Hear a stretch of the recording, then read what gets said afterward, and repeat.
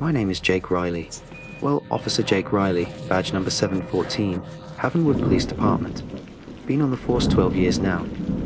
Seen my share of crap in this sleepy little town tucked away in the foothills of the Appalachians. Domestic disputes that got ugly. Meth labs tucked away in trailers that looked like they collapse if you sneezed too hard. The occasional high, speed chase usually ending with some drunk kid wrapping his dad's pickup around an old oak tree. Standard stuff, mostly. The kind of things that wear you down over time. Chip away at your faith in humanity, but rarely make your heart pound like a drum solo against your ribs. Not like that day did. The day everything went sideways. The day the dead decided they weren't quite done walking around. It started like any other Tuesday in October. Crisp air, leaves turning those fiery shades of red and gold. The kind of morning that almost makes you forget the paperwork piling up on your desk. I was nearing the end of a long graveyard shift, fueled by lukewarm coffee and the stale donut I'd grabbed from the break room hours ago. My partner, Maria Diaz Sharp, younger than me by a decade, but already tougher than old boot leather, was driving. We were cruising down Main Street, the pre-dawn quiet broken only by the low hum of the engine and the crackle of the radio spitting out routine checks and the occasional minor disturbance call. Anything exciting planned for your day off, old man? Maria teased, flicking her gaze from the road to me for a split second. Her dark ponytail swung slightly. Sleep, I grunted, stretching in the passenger's seat.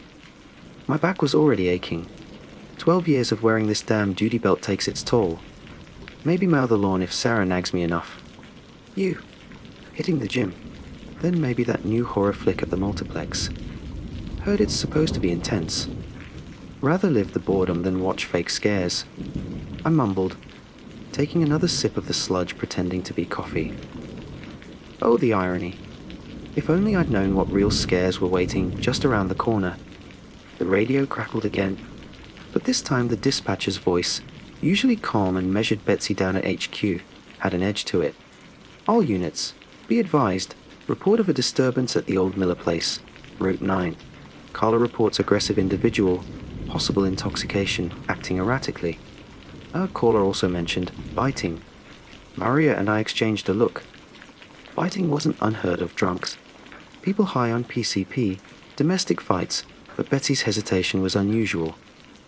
The Miller place was a rundown farmhouse on the edge of town, empty for years except for squatters and teenagers looking for a place to party. 714, show us en route, Maria said into the mic, already turning the cruiser onto the county road leading towards Route 9. Copy that, 714. Approach with caution. Second caller reported screaming from the property. Caution. Yeah, that was standard procedure. But something felt off. The air seemed heavier, charged with a static I couldn't explain. Probably just the end of shift fatigue playing tricks on me. We pulled up to the Miller place about 10 minutes later. The sun was just starting to peek over the horizon, casting long, eerie shadows across the overgrown yard. The house itself looked like something out of a horror movie cliché, peeling paint. Boarded up windows, a sagging porch roof. No lights on, no obvious signs of life, except for the faint, rhythmic thump coming from somewhere inside. Dispatch 7014 on scene. I radioed, my hand hovering over the snap of my holster. No visual on any individuals. Hearing some kind of rhythmic noise from within the structure. Copy 714. Backup unit is 10 minutes out. 10 minutes. Felt like an eternity.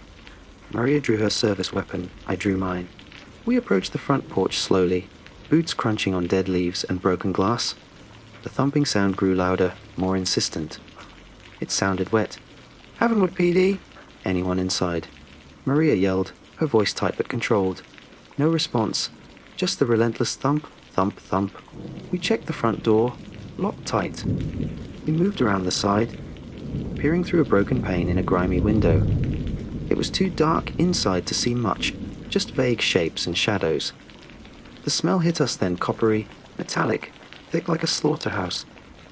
Look, a lot of it.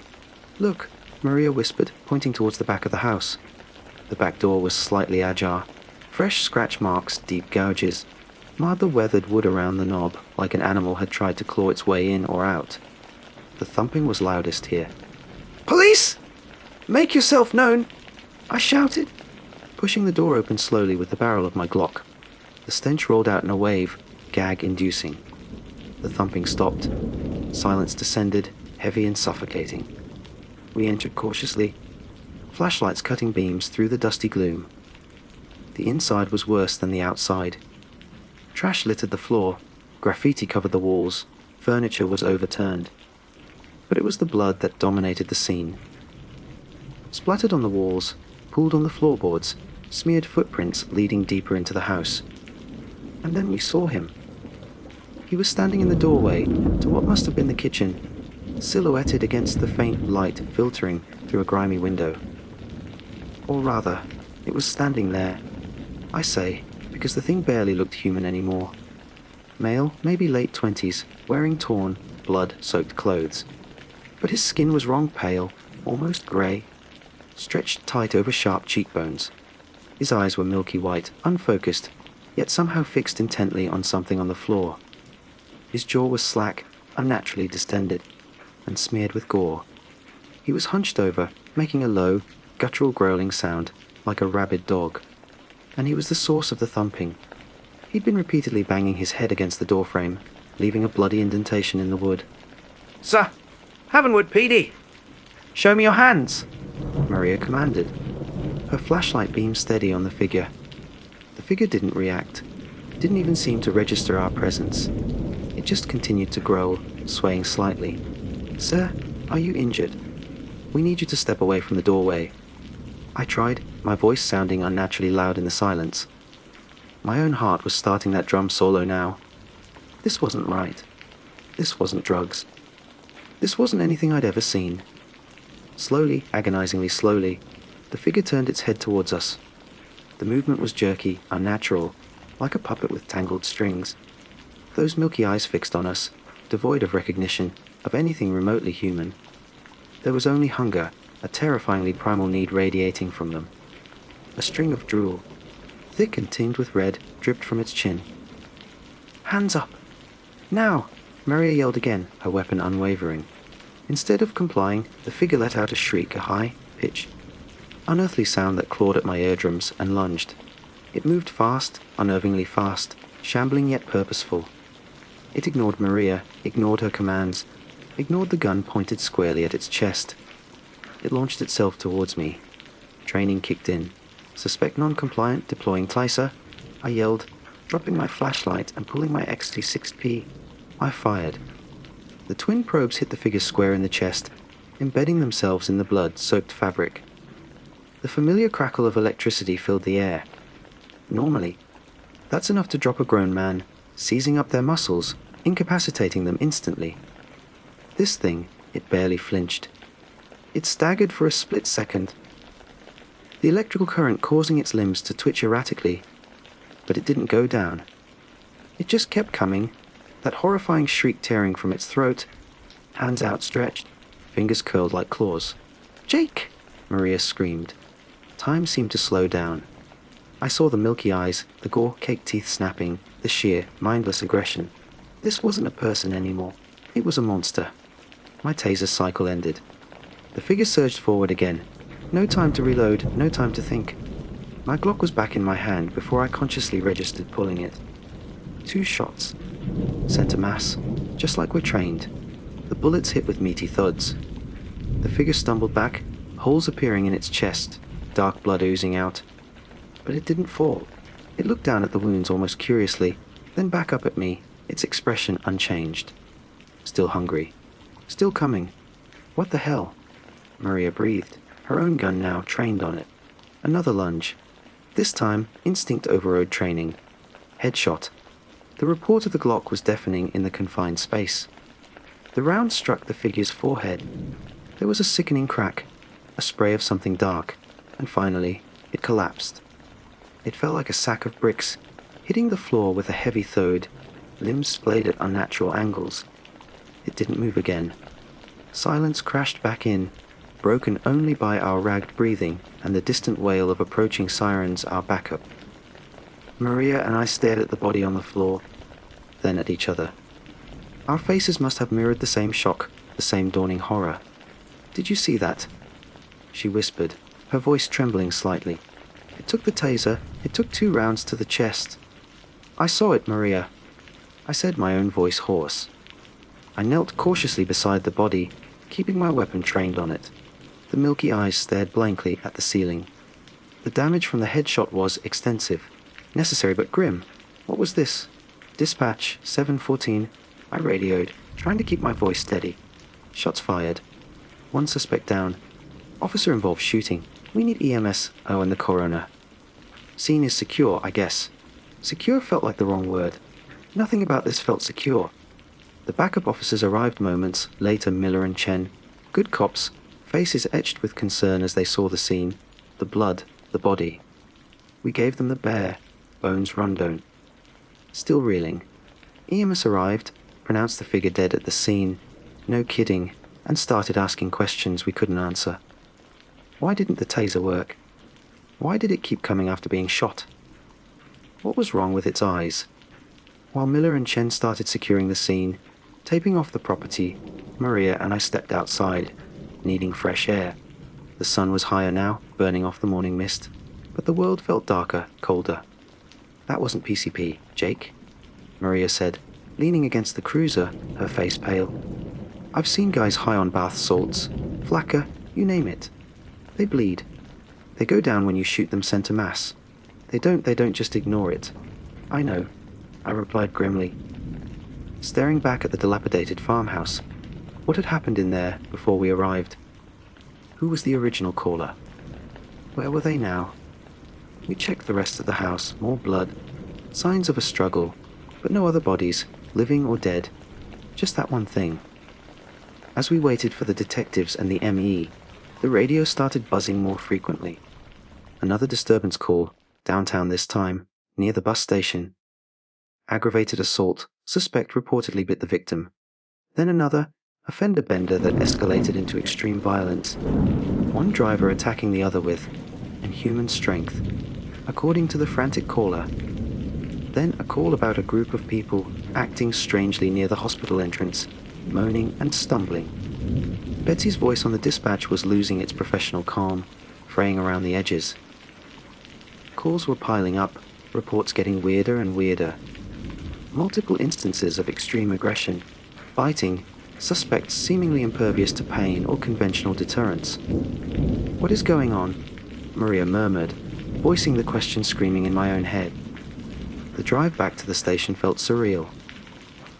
The streets looked normal, people walking dogs, heading to work, kids waiting for school buses, but knowing what we'd just seen, knowing what was crackling over the radio, cast a pall over everything. It felt like watching a movie where only you know the monster is real and everyone else is blissfully unaware. The station was usually winding down at this hour, shift change overlapping, a little before the daytime tempo picked up. Not today. Today it was chaos. Phones rang off the hook. Dispatchers were yelling, trying to coordinate responses that seemed increasingly futile. Officers from my shift were held over. Guys from the day shift were arriving early, faces grim, checking weapons, grabbing extra ammo. The air crackled with tension, fear, and disbelief. Sheriff Brody, a big man with a normally jovial demeanor, stood near the dispatch console, his face thunderous, barking orders. He caught sight of me and Maria. "That's my office now." We followed him into his cramped office. He slammed the door shut. "Report," he demanded, skipping the pleasantries. We told him everything. The call, the scene, the blood, the figure, the taser failure, the shots, its refusal to go down until the headshot. We described its appearance, the eyes, the sounds it made. As we spoke, Brody's face grew paler, his knuckles white where he gripped the edge of his desk. When we finished, he was silent for a long moment, staring out the window at the increasingly frantic activity in the squad room. "Route 9 wasn't the first," he said finally, his voice low. "Started about an hour before your call. Paramedics responded to a medical assist downtown. Found a guy chewing on his own roommate. They tried to restrain him. He bit one of the medics. Medics started seizing, then changed. Attacked the other paramedic. They barely got out alive. My blood ran cold. Changed. Then the hospital. Brody continued, running a hand over his tired face. Security called about trespassers. Turned out it was the first paramedic, the one who got bit. And others. People brought into the ER with bites, fever, seizures, then they turned violent. Attacked staff, other patients. It's spreading, Riley. Whatever this is, it's spreading. He gestured towards a small TV mounted in the corner of his office. He flicked it on. It was tuned to a national news channel. The headline screamed, CHPCN multi IPLCS repard so UNXBL INVLN C. Rayon G. Grainy cell phone footage showed scenes disturbingly similar to what we were hearing on our own radios, people attacking others with mindless fury, police struggling to contain them, panic in the streets. It wasn't just Havenwood. It was Philadelphia. It was Atlanta. It was Los Angeles. They're calling it riots, Brody said bitterly. Some kind of new designer drug, mass hysteria bullshit. You saw it. I heard it in your voice. This is something else. The word hung unspoken in the air. The impossible word. Zombie. It sounded ridiculous, like something out of one of those B movies Maria liked. But looking at the footage, thinking back to the milky eyes and the impossible resilience of the thing in the farmhouse, what else could it be? My stomach churned. My shift had ended hours ago, technically, but I knew I wasn't going home. None of us were. Sarah, my wife, my kids, Emily and Ben. They were home, probably just waking up, getting ready for school, completely unaware. I reached for my cell phone, needing to hear their voices. Tell them what? Lock the doors. Stay inside. Don't trust anyone who looks sick. How do you explain the end of the world is knocking? Before I could dial, the emergency broadcast system blared from the TV, a piercing, high-pitched tone followed by a clipped, official voice. This is not a test. Repeat, this is not a test. A state of emergency has been declared. All citizens are advised to remain indoors. Lock your doors and windows. Do not approach individuals exhibiting erratic or aggressive behavior. Await further instructions. Emergency services are overwhelmed. Repeat, stay indoors. Do not go outside. The message repeated, stark and terrifying. Overwhelmed. That meant no one was coming. We were on our own. Brody looked at us, his eyes hard. All right, he said, his voice regaining some command. We don't know what we're dealing with. Not really. But we know they're hostile. We know they're hard to stop. Headshots seem to work. And we know it spreads, likely through bites. Our priority is containment and protecting the civilians who haven't been affected. He hesitated on the word. We need to secure key locations. This station, City Hall, the hospital, if we can take it back. We need roadblocks. He looked directly at me. Riley Diaz, I need you back out there. Grab extra mags, shotguns from the armory. I want you to check on the power substation west of town. If we lose power, he didn't need to finish.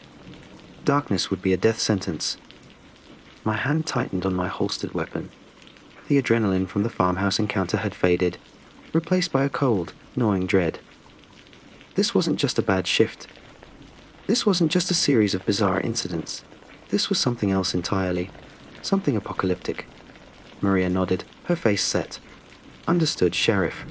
As we walked towards the armory, the sounds of the station seemed to intensify, shouting, crying, the incessant ringing of phones, the crackle of radios reporting horrors unfolding across our small town. I glanced at the duty roster board. So many names. How many of us would still be here by the end of the day? 12 years on the force, and I thought I'd seen the worst of humanity. I was wrong. The worst wasn't human at all, and the longest shift of my life had only just begun. The first few hours were already a nightmare. I had no idea how much worse the next 20 would be. The station armory felt like a tomb, and a powder keg rolled into one. Fluorescent lights hummed overhead, casting a sterile glare on the racks of shotguns, rifles, and boxes of ammunition. The air was thick with the smell of gun oil and fear. Officers moved with a forced urgency, grabbing gear, faces tight masks of grim determination or barely concealed panic. The usual locker room banter was gone. replaced by clipped exchanges and the harsh metallic sounds of weapons being checked and loaded. Maria and I were issued standard Remington 870 pump actions. Solid, reliable, and packing a punch that hopefully wouldn't require pinpoint accuracy to the head every single time, though Brody's briefing and our own encounter suggested otherwise. I stuffed my pockets with extra shells, the weight of grim comfort against my thigh. Maria did the same, her movements economical and precise. We grabbed extra magazines for our Glocks too. Better to have it, and not need it a mantra that suddenly felt woefully inadequate. I tried my cell again. Straight to voicemail. Sarah's cheerful recorded greeting felt like a punch to the gut. Hey, you've reached the Rileys! We can't come to the phone right now. I disconnected, the knot in my stomach tightening. Were they okay? Did they know what was happening? Were they locked down safe? The not knowing was a special kind of torture. Maria saw the look on my face. My sister's line is dead too, she said quietly, racking the slide on her shotgun with a definitive clack. Lives across town, near the park. Her jaw clenched for a moment before smoothing back into professional neutrality. We couldn't afford distractions. We had a job to do. But the fear for our loved ones was a cold undercurrent beneath the adrenaline. Officer Miller, one of the guys who'd backed us up at the farmhouse, clapped me on the shoulder as we headed for the exit. His eyes were wide. Stay safe out there, Riley. Heard Henderson, and Choi got trapped responding to that thing at the mall. Radio went dead. My blood chilled. Henderson and Choi were good cops, seasoned veterans. If they were overwhelmed, we will, I managed, the words feeling hollow. Outside, the world had tilted further on its axis. It was mid-morning now, but the chaos we'd heard about on the radio was bleeding into reality. Sirens wailed incessantly from different directions, overlapping into a disorienting symphony of panic. Distant screams echoed faintly between buildings. A car lay overturned at the intersection down the block, smoke curling from its engine, no emergency services in sight. People were running, not jogging, but sprinting, faces masks of terror, glancing wildly behind them. Others stumbled, glassy-eyed and vacant, moving with that same jerky, unnatural gait as the thing in the farmhouse. Jesus. Maria breathed, taking in the scene as we climbed into our cruiser. The windshield had a fresh cracked spider webbing across the passenger side, probably from debris kicked up during one of the earlier frantic responses. "Keep your eyes peeled," I said, pulling away from the station, flicking on the lights and siren more out of habit than any expectation they'd clear the way. Traffic laws were clearly no longer a priority. The drive to the power substation on the west side of town was supposed to take 15 minutes. It felt like navigating a war zone. We had to swerve around abandoned vehicles blocking the roads. Some had doors flung open, purses or briefcases spilled onto the asphalt. Others had smashed windows or signs of struggle. Twice. We saw them, the infected.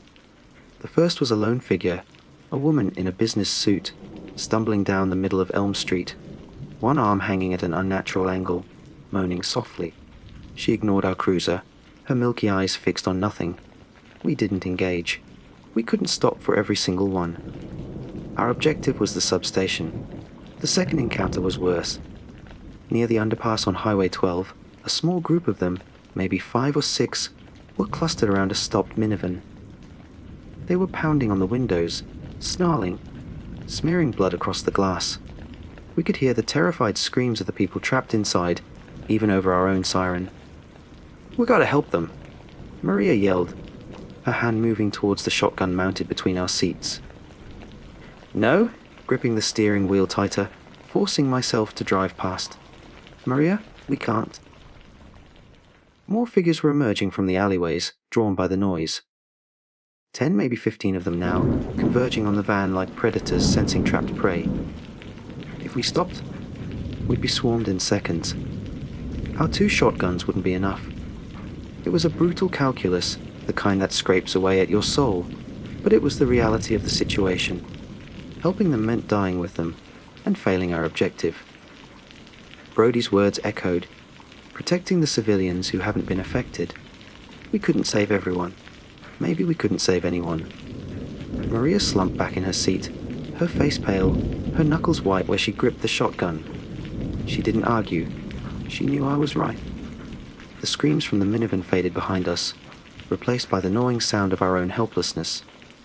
The radio continued its frantic monologue of a town tearing itself apart. Units respond. Multiple hostiles breaching the ER entrance at Havenwood General. Officer down. Repeat, officer down near the library, requesting immediate backup. Fire reported at the downtown gas station, spreading to adjacent buildings. Backup wasn't coming. Resources were stretched impossibly thin. Officers were fighting isolated. Desperate battles all over town. We finally reached the service road leading to the power substation. It was situated a couple of miles out, surrounded by chain, link fencing topped with barbed wire, nestled amongst rolling hills and patches of woods. The usual humming drone of the transformers seemed louder today, almost ominous. The main gate was bent inwards, hanging partially off its hinges, thick chains snapped like twigs. An employee pickup truck was parked haphazardly just inside, its driver, side door open, dark stains on the seat. Not good. Dispatch 7014 arriving at the substation. I radioed, knowing Betsy was probably too swamped to acknowledge. Gate is breached. Proceeding with caution. We left the cruiser blocking the damaged gate as best we could and advanced on foot, shotguns held at the ready. The place felt deserted, eerily quiet except for the buzzing electricity and the rustling wind. Security cameras hung limply from their mounts, wires cut or housings smashed. Control building should be over there. Maria whispered, pointing towards a squat brick structure near the center of the compound, surrounded by humming transformers and grids of wires. We moved cautiously, using equipment and service sheds for cover, scanning every shadow. The pickup truck near the gate was empty, but the blood trail led away from it, towards the control building. Fresh prints, smeared and dragged. As we rounded a large transformer bank, we saw the first one. A man in a blue utility worker jumpsuit lay sprawled on the gravel, his face partially eaten away, eyes staring sightlessly.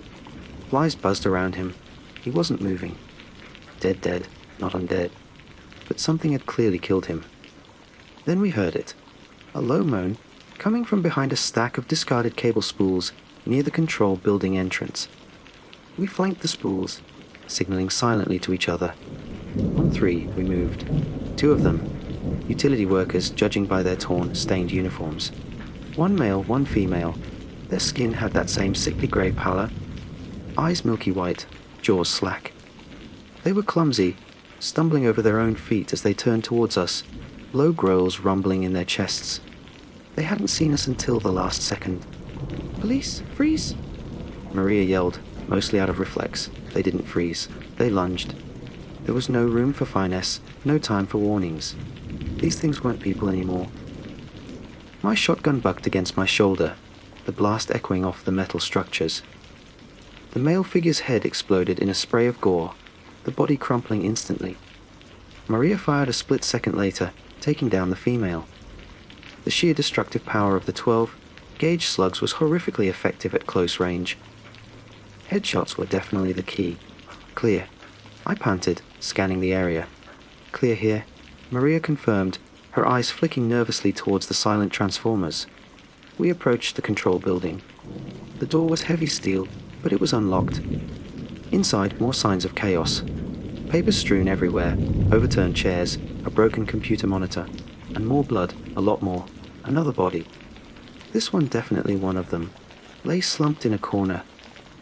Dispatched with a crude blow to the head, looked like a heavy wrench lay nearby. Maybe one of the workers fought back before succumbing. The control room itself looked intact, surprisingly. Banks of monitors showed blinking lights and schematics. A quick check confirmed the grid was stable, power flowing normally. For now. "We need to secure this place," I said, wiping sweat from my brow. Check the other entrances. Find the main breaker access. Lock out panels. Anything that looks critical. We spent the next hour methodically clearing the small building and the immediate perimeter. We found one more body, Another worker locked inside a supply closet, seemingly dead from a heart attack, lucky bastard, comparatively. No other infected. We used heavy chains we found in a maintenance shed to secure the main gate as best we could, reinforcing the damaged sections. We locked down the control building doors from the inside. For the first time in hours, we had a moment to breathe, trapped inside the humming heart of the town's power supply, a small island of precarious security in an ocean of madness. Maria found a working landline phone on a desk. She tried her sister again. Still no answer. Her face fell, but she quickly masked the despair. I didn't even bother trying my home line again. The silence was answer enough for now, feeding the dread coiling in my gut. We tried the radio in the control room, hoping for a clearer signal than the cruiser's unit. It crackled to life, bringing the sounds of the dying town into sharp focus. Multiple breaches along the riverfront perimeter, falling back towards City Hall. National Guard units, reportedly en route. ETA unknown, heavy resistance reported on I-85, requesting air support. We are overrun at the hospital, repeat, overrun. The reports were fragmented, desperate. It sounded like organized resistance was collapsing. The hospital, a designated safe zone, was lost. City Hall was becoming the fallback point. National Guard, maybe there was hope, but the mention of heavy resistance wasn't reassuring. How does it spread so fast, Jake? Maria asked, staring blankly at a schematic on one of the monitors. One bite. Is that all it takes? Seems like it, I said grimly, reloading the shells we'd used. The guy at the farmhouse, Brody's report about the paramedic, it's quick. Fever, seizures, then this. How do we stop it? Headshots, I repeated numbly, or complete destruction of the brainstem. Apparently, that's what the frantic chatter on the national news band we'd briefly picked up suggested. It sounded insane, clinical, like discussing pest control, not slaughtering neighbors. We sat in silence for a while, the hum of the substation, the only sound besides the grim litany from the radio. The adrenaline dump left me feeling shaky, exhausted. It was probably early afternoon now. Maybe 8 hours since we clocked in for what should have been the end of our shift. Felt like a lifetime ago. How long could we hold out here? The substation was vital, yes, but sitting here felt wrong. My family was out there. Maria's sister was out there. The rest of our team was fighting and dying. The decision was made for us.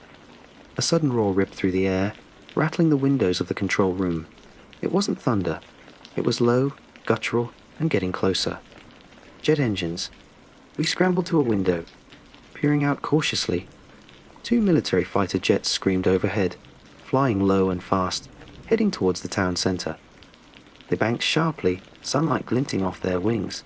Air support. Maria breathed, a flicker of hope in her eyes. But they weren't firing missiles. They weren't strafing targets. As they banked, something fell from them, not bombs, but canisters trailing white smoke that rapidly dispersed, blanketing the downtown area. What the hell is that? I muttered. The radio crackled again, a different voice this time, garbled but official sounding. Expedited containment protocol, area saturation with experimental neuro, Agent XD7 authorized. All personnel advised to evacuate immediate vicinity or seek sealed shelter. Unpredictable effects on non-infected biologicals. Neuro, agent. Experimental, unpredictable effects. They weren't trying to save the town. They were trying to wipe it clean. Us included.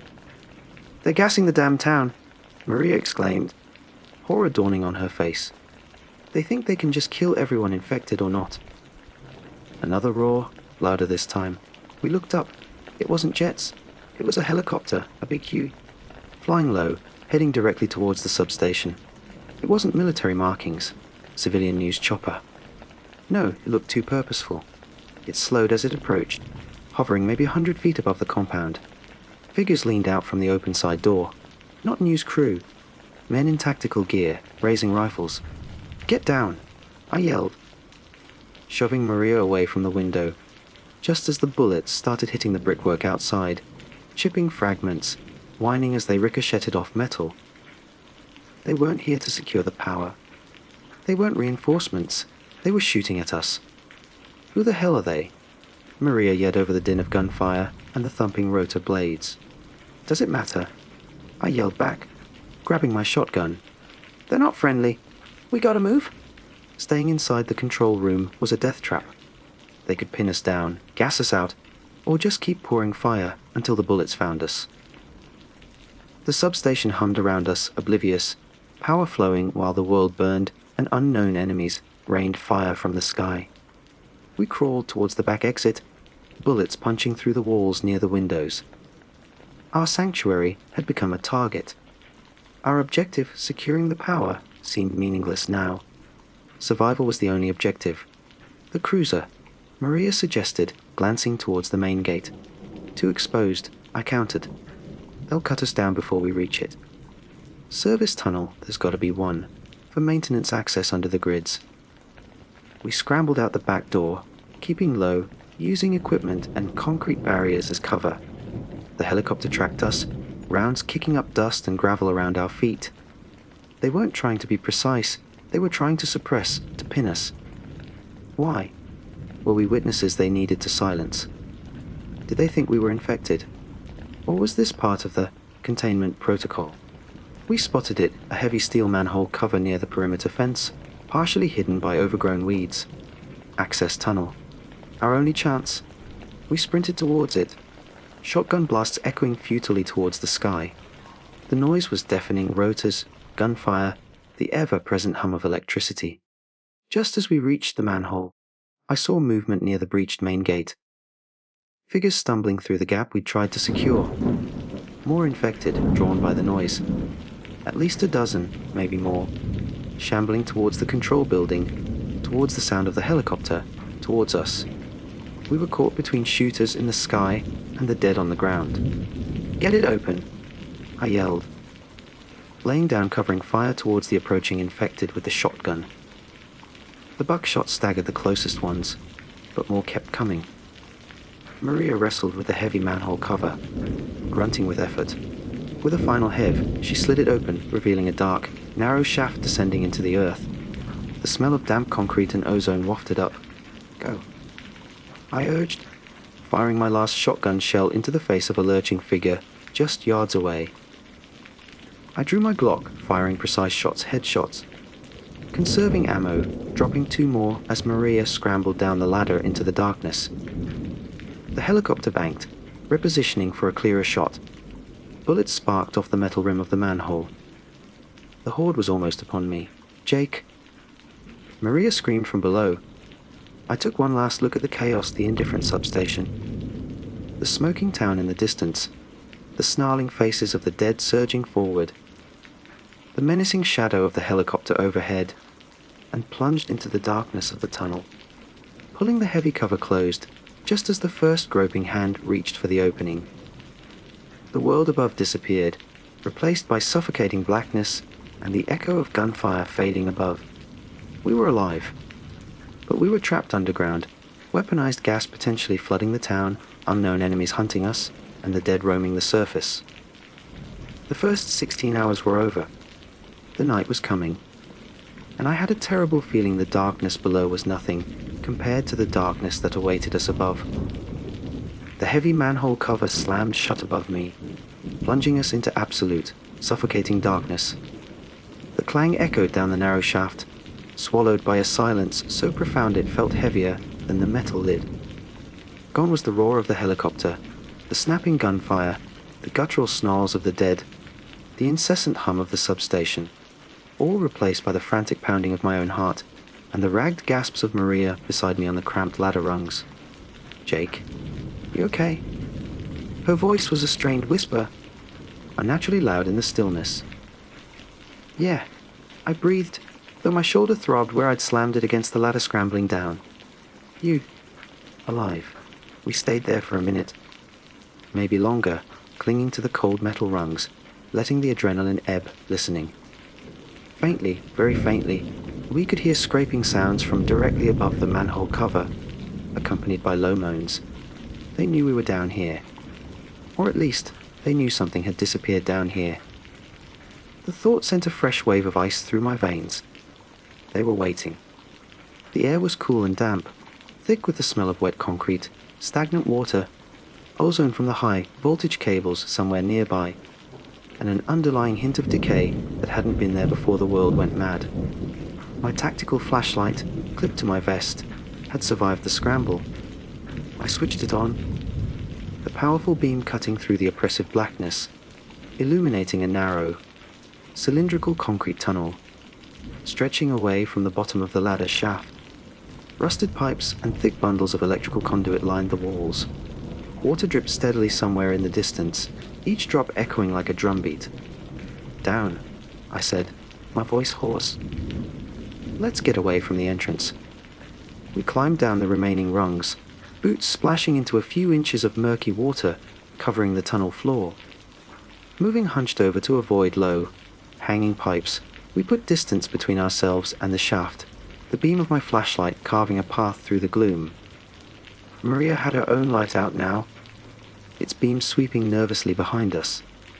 The tunnel seemed to stretch endlessly, curving slightly.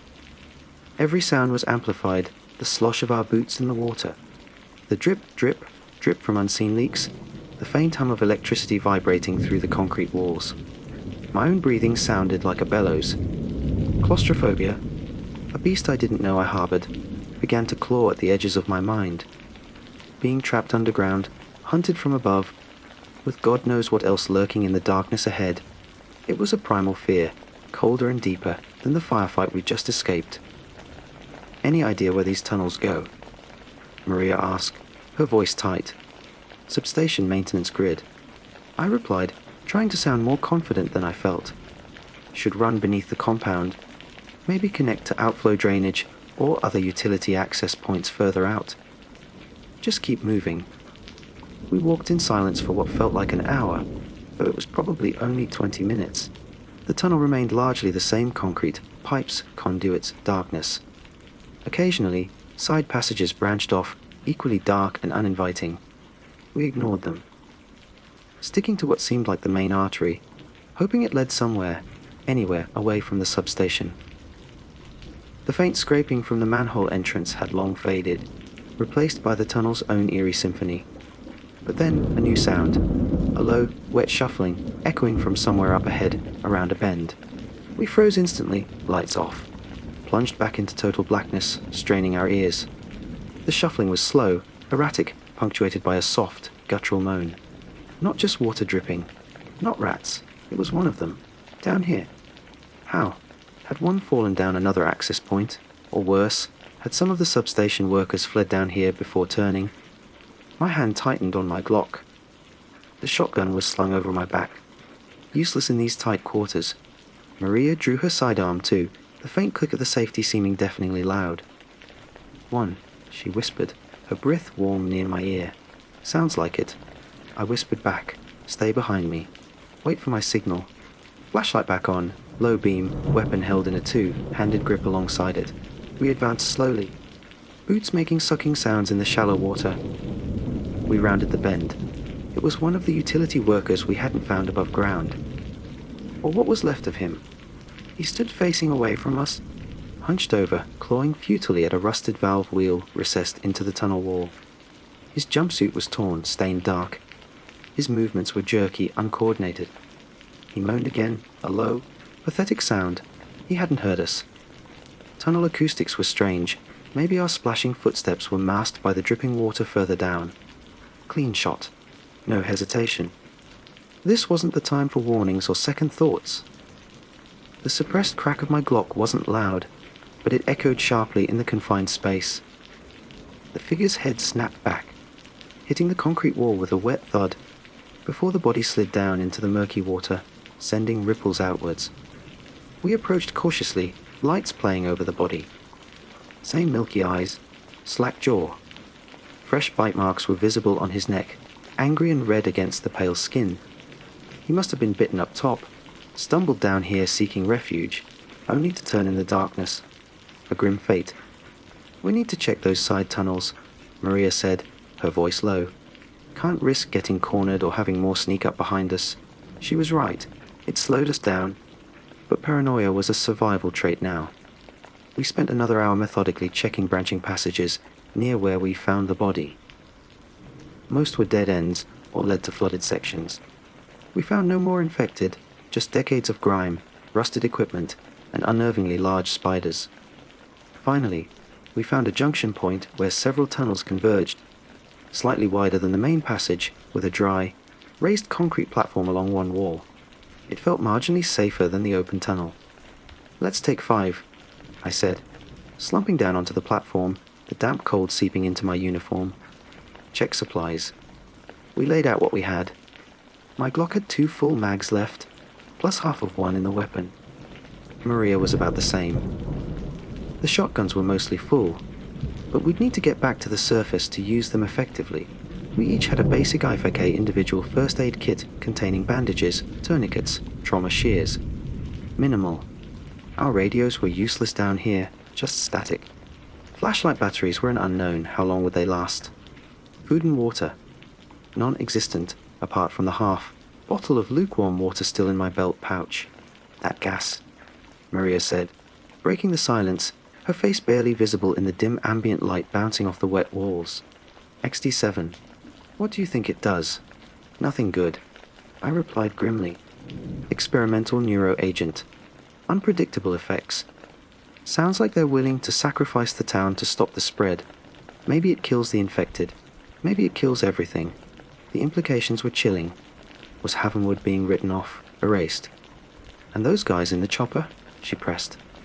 "Why shoot at us?" "Were we loose ends?" "Could be," I admitted. "Or maybe they have orders to eliminate anyone near designated containment zones. Maybe they thought we were infected from a distance. Doesn't matter. They're hostile." It added another layer to the nightmare. Not just the dead, but potentially elements of the living, were hunting us. We sat in silence again, the weight of it all pressing down. Sarah, Emily, Ben. Were they okay? Did they get away before the gas? Were they trapped in that poisoned town? The uncertainty was an agony worse than any physical pain. Maria's face was a mask, but I knew she was thinking of her sister. We were cops, protectors, and we couldn't even protect our own families. "We have to get out of here, Jake," Maria said finally, her voice firm. "Staying down here isn't an option. We run out of light. We run out of ammo. We run out of time." Agreed. "Which way?" We checked the remaining tunnels leading from the junction. One sloped downwards, clearly filling with water. Another seemed to go back towards the substation. The third sloped gently upwards, and we could feel a faint draft of cooler, slightly fresher air. It smelled of wet earth and river water. "This way," I decided. "Feels like it's heading west, towards the Haven River. Might be a storm drain outlet." It was slow going. The tunnel narrowed again, forcing us into a low crutch. The water deepened in places, reaching our knees. The air grew colder, the smell of the river stronger. After what felt like another eternity, we saw it a faint, grey light filtering in from ahead. An outflow pipe. A large concrete pipe ending in a heavy iron grate, overlooking the Haven River. We'd made it out of the substation's immediate underground network. Cautiously, we approached the grate, switching off our lights. Peering through the bars, we got our first glimpse of the world above since diving into the manhole. It was night. Full, dark night, though the moon was nearly full, casting an eerie, silvery light over the landscape. We seemed to be on the western bank of the river, about half a mile downstream from the town proper. The substation was hidden behind a rise in the terrain. The scene was one of devastating stillness. Across the river, the lights of Havenwood were mostly dark. Flickering orange glows dotted the skyline fires, burning unchecked. A low-hanging haze, visible even in the moonlight, clung to the downtown area. Was that the gas? Or just smoke? No sirens wailed now. No gunfire echoed. Just the crackle of distant fires and the gentle lapping of the river below us. And the smell. A faint, acrid, chemical tang overlaying the smoke and the usual river scents. The neuroagent. XD7. "See anything moving?" Maria whispered, scanning the riverbank near the outflow. "No. Looks clear," I replied. "Quiet. Too quiet." The grate was rusted but not locked. Using a piece of discarded rebar we'd found in the tunnel, we managed to pry the hinges loose enough to swing it open. We emerged, blinking, into the cool night air, weapons ready. The sudden openness felt exposed, vulnerable after the confines of the tunnel. We stayed low, near the mouth of the pipe, scanning our surroundings. The river flowed sluggishly past. The opposite bank, where the town lay, was shrouded in shadow and smoke. Our side was mostly wooded hills and abandoned industrial, lots old warehouses, defunct factories. Where do we go now? Back towards town seemed like suicide, especially with the gas. Westward led further into the hills, into unknown territory. Following the riverbank north or south, we need shelter. Maria stated, voicing my thoughts. Somewhere defensible, and we need supplies. Those old warehouses, I suggested, pointing towards a cluster of dark brick buildings about a quarter-mile upriver. Might find something there. Tools, water, maybe even non-perishables if we're lucky. Better than staying out in the open. It seemed like the least bad option. We started moving, hugging the shadows near the riverbank, moving slowly, deliberately, every sense on high alert. The silence was unnerving. Where were the infected?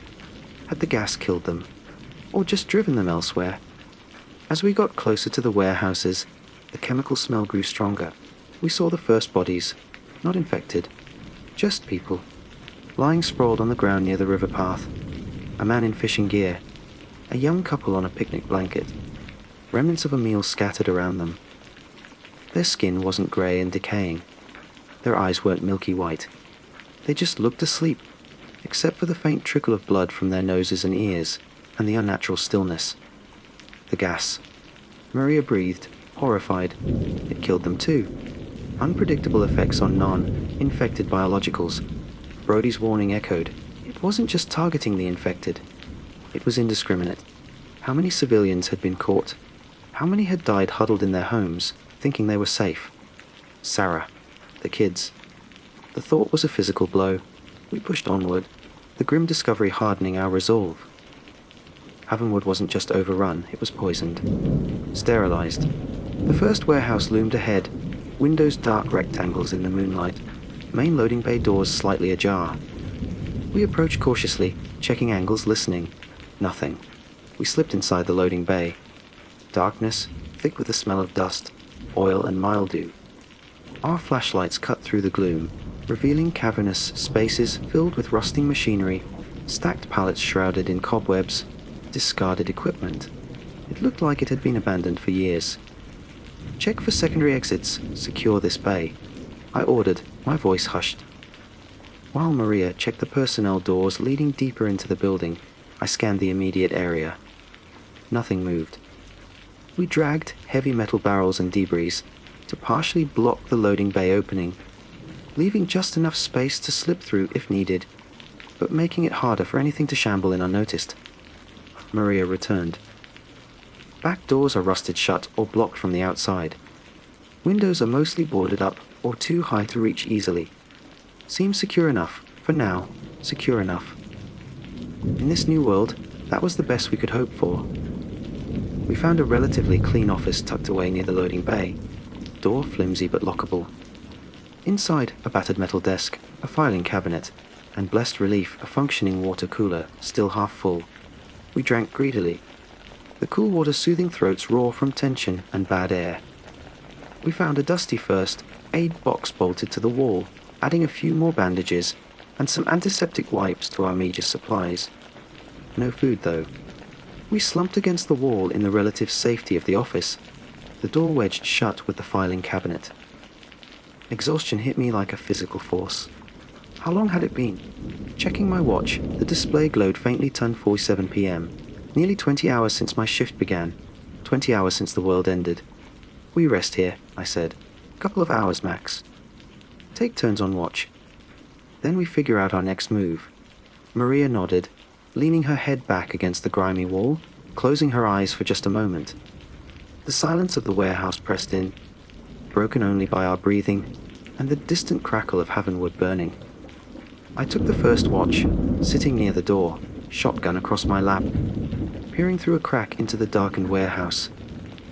My thoughts inevitably turned to Sarah and the kids. Were they caught in the gas? Did they get out? Was there anywhere to get out to? The sheer scale of it, the national news reports, the military response. This wasn't just Havenwood. My eyes adjusted to the gloom. Moonlight slanted through gaps in the warehouse roof, illuminating dust motes dancing in the air. And then I saw it. Movement. Near the far end of the main warehouse floor, a shadow detached itself from behind a stack of pallets. My heart leaped into my throat. I raised the shotgun slowly, quietly. Another shadow joined the first, then another. They weren't shambling. They weren't moaning. They moved silently, purposefully, keeping to the deepest darkness. Human? Survivors? Or something else? One moved briefly through a patch of moonlight. I caught a glimpse, dark clothing, pale skin, but the eyes, they weren't milky white. They seemed to glitter in the dim light, reflecting it like a nocturnal animal's. And they weren't stumbling. They moved with a predatory grace that was deeply unsettling. These weren't the mindless infected we'd encountered before. Were they affected by the gas differently? Mutated? Or were they something else entirely? The shooters from the helicopter? Other desperate survivors scavenging? They hadn't seen us. Yet, they were moving slowly, methodically sweeping the warehouse floor, heading vaguely in our direction. There were at least 5 of them. Against our dwindling ammo and exhaustion, the odds weren't good. Trapped in a dark warehouse, with the poisoned ruins of our town across the river, hunted by the dead, the military, and now these silent, unknown figures stalking the shadows. The first 20 hours had been hell. The next 4 felt like they might be impossible. The night was far from over. My breath hitched. 5 of them. Moving like wraiths in the oppressive darkness of the warehouse, their silence more terrifying than the moans of the common infected. Those glittering eyes, catching the stray moonlight, promised a predatory intelligence that sent a colder dread through me than anything I'd faced yet. I nudged Maria awake, pressing a finger to my lips. Her eyes snapped open, instantly alert. Years of training, maybe, or just the raw instinct to survive kicking in. I pointed silently towards the main floor, then held up 5 fingers. Her gaze sharpened, hand tightening on her own weapon. "What are they?" she mouthed, barely audible. I shook my head slightly. Not sure. Not like the others. Quiet. Fast. The office door was flimsy plywood. The filing cabinet wedged against it a pathetic barricade. Hiding wouldn't work for long. They were methodically searching. Fleeing meant crossing the open warehouse floor or trying the rusted back exits again, risking exposure or getting trapped. That left fighting. Here. On our terms. As much as possible in this death trap.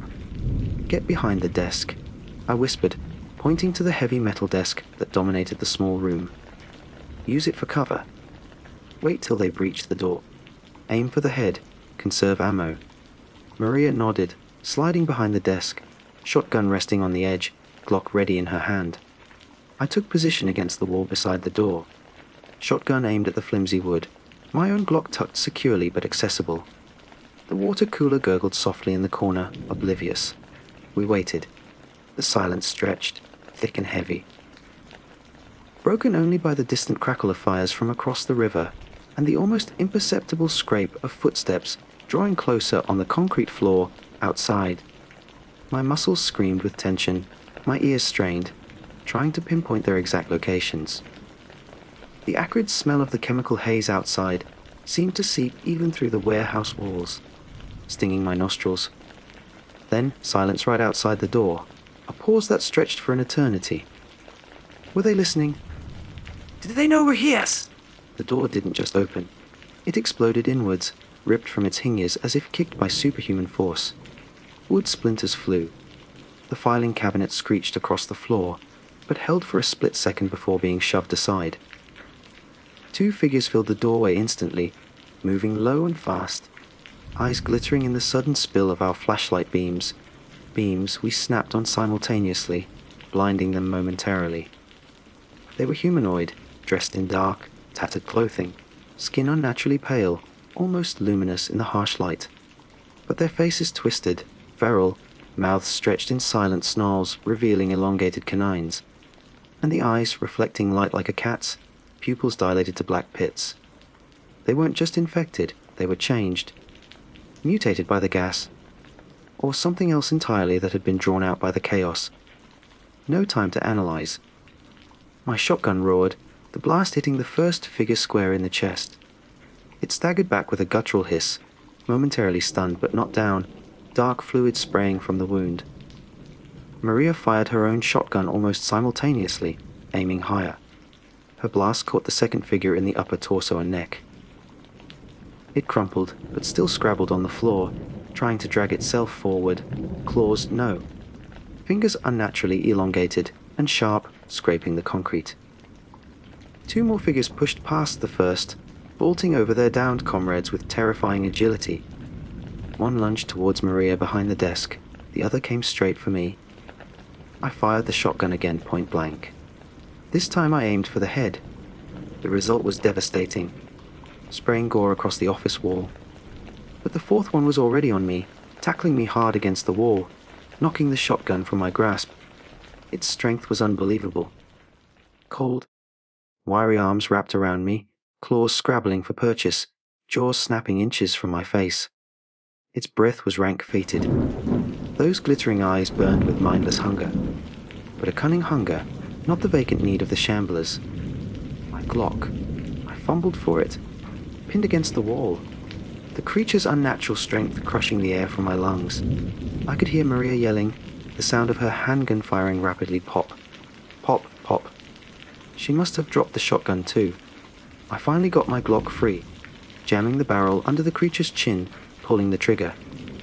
The shot was muffled, the recoil jarring my wrist. The creature went rigid, its grip momentarily tightening before it suddenly went limp, sliding down my body to the floor in a heap.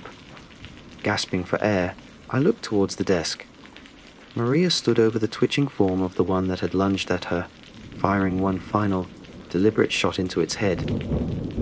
The other one, the first one I'd hit center mass, was trying to rise again, ignoring the horrific wound in its chest. Maria swung her light and gun towards it. Another shot, and it finally lay still. Silence, save for our ragged breathing and the dripping from the punctured water cooler. 4 of them down. What about the 5th? Status. I choked out, scanning the dark doorway. Okay, Maria panted, reloading her Glock with shaky hands.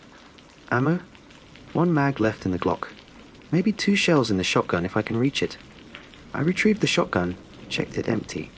Damn it, just the Glock then. Maria had maybe 2 mags left herself. Not nearly enough. Where was the 5th one? Had it retreated? Or was it waiting? We listened. Nothing. No shuffling, no hissing. We can't stay here, I said, my voice strained. They know where we are. There might be more. We need to move. Now? Where? Maria asked, wiping sweat and grime from her face.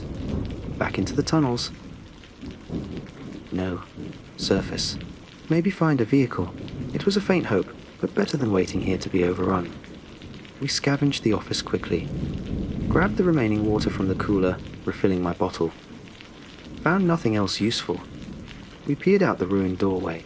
The main warehouse floor looked empty, shadows stretching long and deep. Stick close. Watch the shadows, I ordered. We slipped out of the office. Moving as quietly as possible towards the loading bay doors, we'd partially barricaded. Every flicker of movement in the periphery, every creak of the old building, set my nerves on edge. Where was the 5th one? We reached the loading bay. The makeshift barricade was still in place.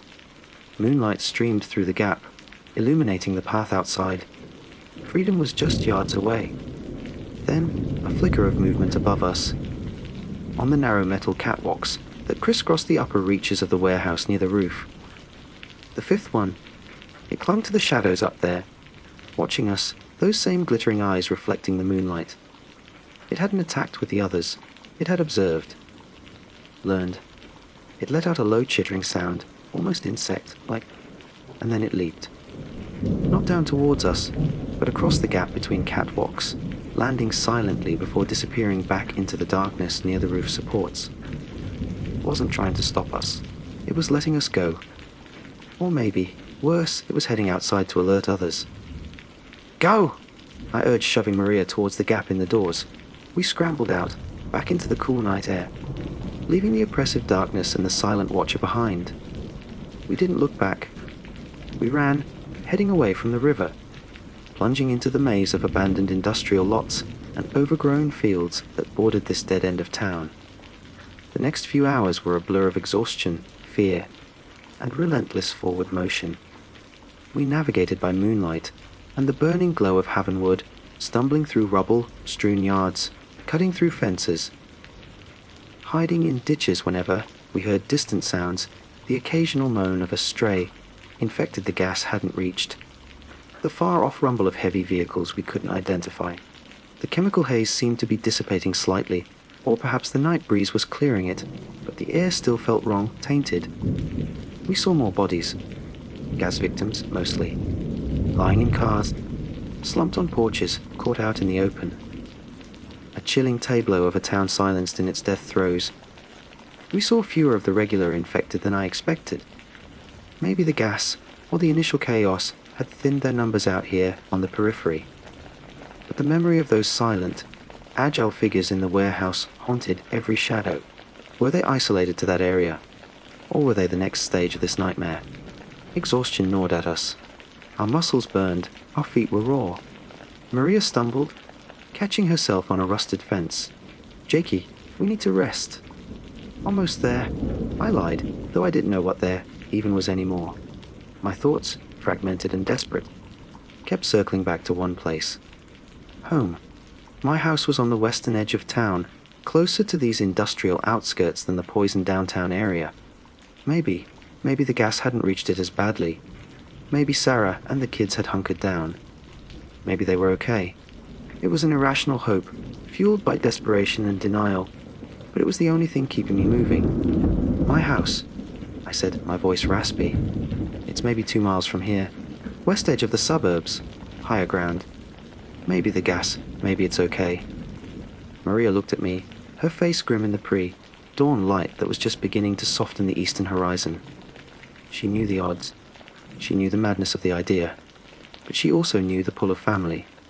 "Okay, Jake, lead the way." Those last 2 miles were the longest of my life.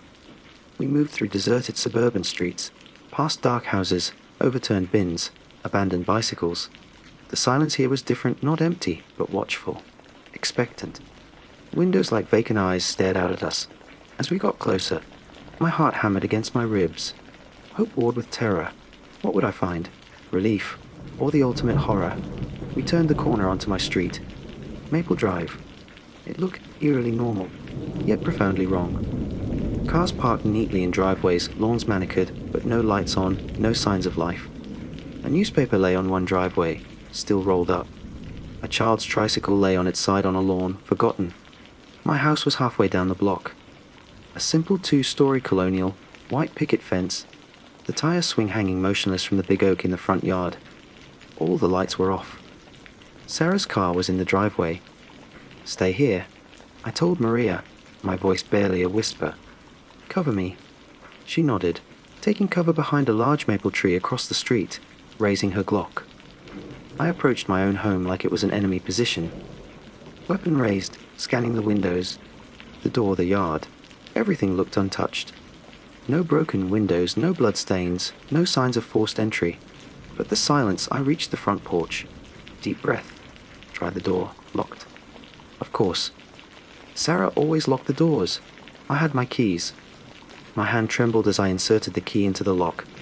It turned with a soft click that sounded like a gunshot in the stillness. Pushing the door open slowly, I stepped inside. "Sarah," I called out softly, my voice cracking. "Emily, Ben, it's Dad." Silence. The house was cold dark. The familiar smell of home lemon polish. Baking laundry detergent was overlaid with something else. Faint, but unmistakable. That same acrid, chemical tang. The gas. It had reached here. My flashlight beam swept the entryway. Everything was neat, tidy. Shoes lined up by the door. Emily's backpack slung over the banister. A drawing Ben's latest superhero creation, taped to the fridge in the kitchen, visible down the hall. Normal. Terribly, terrifyingly normal. "Sarah!" I called again, louder this time, moving towards the living room, and then I saw them. They were on the sofa. Sarah, Emily, Ben, huddled together. Asleep, it looked like. Sarah had her arms around the kids, holding them close. Emily's head rested on her shoulder. Ben curled up against her side. They looked peaceful. Except for the stillness. The same unnatural stillness as the bodies by the river. The faint trickle of blood from Sarah's nose. No. Oh God, no. My legs gave out.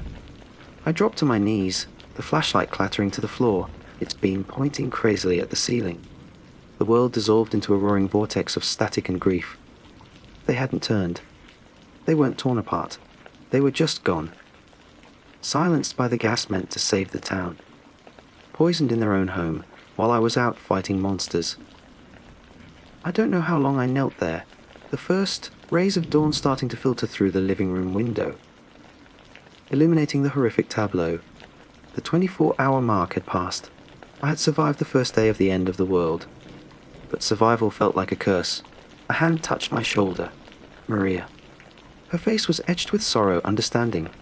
She didn't say anything. There was nothing to say. She helped me up, retrieved my flashlight. My legs felt like lead. My mind was numb. Jake, she said softly. We have to go.